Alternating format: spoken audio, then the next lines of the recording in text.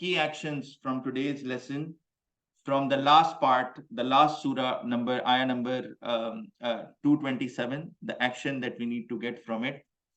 So believe and do righteous deeds. So believe, of course, in this revelation. This is word of Allah subhanahu wa ta'ala. This is coming to us as a guidance from our creator, which means this is telling us how we should live our lives. And how we should live our lives is do righteous deeds. So this is the second step. So first you believe and you do something when you believe in it, right? So once you will believe that, yes, this is the true guidance from my creator, Allah subhanahu wa ta'ala, then you will follow the guidance that guides you towards righteous deeds, good deeds. And remember Allah subhanahu wa ta'ala. Meaning, if you remember Allah subhanahu wa ta'ala, you will not do wrong. You will always have this fear, I don't want to offend Allah subhanahu wa ta'ala. When you love Allah subhanahu wa ta'ala, you don't want to offend them, right? Offend him, because those people whom we love, we don't want to offend. Similarly, if you develop this love of Allah subhanahu wa ta'ala for our amazing creator, then you will follow his guidance, meaning you will do righteous deeds and you will remember Allah subhanahu wa ta'ala. You will do dhikr of Allah subhanahu wa ta'ala. There are lots of rewards of remembering Allah subhanahu wa ta'ala. There are lots of du'as and prayers and supplications that we have been told by the Holy Prophet Muhammad sallallahu alaihi wasallam that he used to recite as well, to remember Allah subhanahu wa ta'ala, to do dhikr of Allah subhanahu wa ta'ala.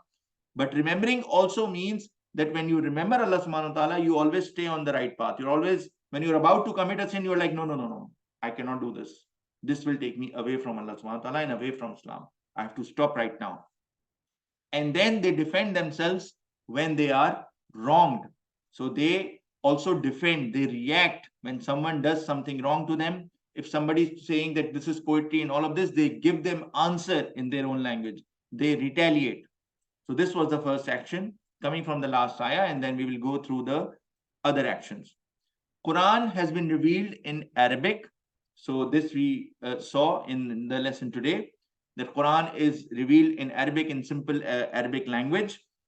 Of course, those people and the Holy Prophet Muhammad sallallahu alaihi wasallam was amongst them, and Quran was revealed to them in their language, Arabic, which is a rich language.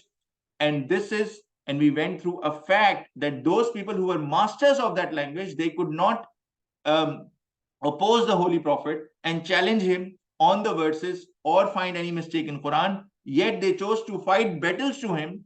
Being masters of Arabic, they could not, while they said, oh, this is not true and this is not from Allah subhanahu wa ta'ala and this is something that you have made up, or this is something that you are casted in a spell or whatever, yet they could not bring any single verse that could match or find errors in this. So what they chose is to fight battles. This fact alone should make us believe in that, yes, this is a revelation from Allah subhanahu wa ta'ala. If somebody would have tried to find errors, it would have been masters of those language who were Arabs at that point in time. They would have opposed the Holy Prophet by finding errors or saying or creating surahs like the same and trying, but they could not do it. They knew it is the word of Allah subhanahu wa ta'ala. So this is a fact for us to believe, understand, and implement this guidance on our lives. There's a lesson on leadership that we got, which is lowering the wings, meaning being a humble leader. When you are given a position, when you are given power, it can be over person, like over family as a leader of the household, or it can be at work situation, or it can be any other thing. You are in a team and you are the captain of the team, or you're a manager of people, or you're looking after people, or whatever, you have started your own business. Be a humble leader, be kind. This is the inspiration that we get from the Holy Prophet Muhammad sallallahu alaihi wasallam, who taught us how to be a humble leader. And a specific instruction was given to him as well to lower his wings and be a humble leader. So we should definitely follow this sunnah of the Holy Prophet Muhammad sallallahu alaihi wasallam. We have to purify our intentions first, pray to Allah subhanahu wa ta'ala for guidance and to keep us steadfast. We saw those people who are sinful, those people who are criminals, their intention from the start is wrong, and then they are not given the guidance. It's not like, oh, so if Allah subhanahu wa ta'ala wanted, I would have been an amazing person. And we discussed this in detail. It's not like that. As a test of this life, Allah subhanahu wa ta'ala has given us control, and that control starts from our intention. For any task, if your intention is good, positive, you will do it with eagerness and you will excel in it. If your intention is negative and I don't want to do it, and you're down and low on energy, probably you won't have that result. So even for our religion, to follow the guidance, to implement Islam in our lives, we have to purify our intention first, then pray to Allah SWT for guidance so that He keeps us also steadfast. He gives us the guidance and then keeps us steadfast on it. And then we have to implement Islam on our lives. Don't be lost in the enjoyment of this world. And we discussed in detail what is the meaning of enjoyment of this world. When people get wealth and they are really well off, then they feel like, oh, I don't need religion and I don't need God and whatever. Even if there is God and He kept me so well in this life, He will keep me well in afterlife. All of this wrong. And those people who think they are so religious, they're doing so many good deeds and they talk about it with people and they share selfies and they're doing charity and they just want to show off. They waste away their deeds and everything.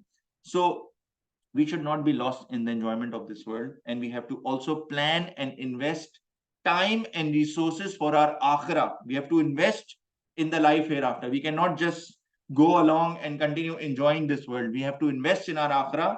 And this is an effort throughout our lives. We have to continue that. We cannot leave it until, oh, fine, when I'll retire, then I'll start to be a good person. No, you don't know when your time will be up and when you will die. This marks the end of today's lesson. Alhamdulillah, we have finished on time. Are there any comments, any questions before we close? Okay. Subhanallahi wa bihamdihi, subhanakallahumma wa bihamdika, ashhadu an la ilaha illa anta astaghfiruka wa atubu ilaik. Purity belongs to Allah and all praise be to Him. Purity belongs to you, O Allah, and all praise be to you. I bear witness that there is none worthy of worship besides you. I beg forgiveness from you and I repent before you. Assalamu alaikum wa rahmatullahi wa barakatuh, my dear brothers. Inshallah, I will see you next week, same time. Wa alaikum assalam wa rahmatullahi wa barakatuh. Inshallah next week, sir. Inshallah.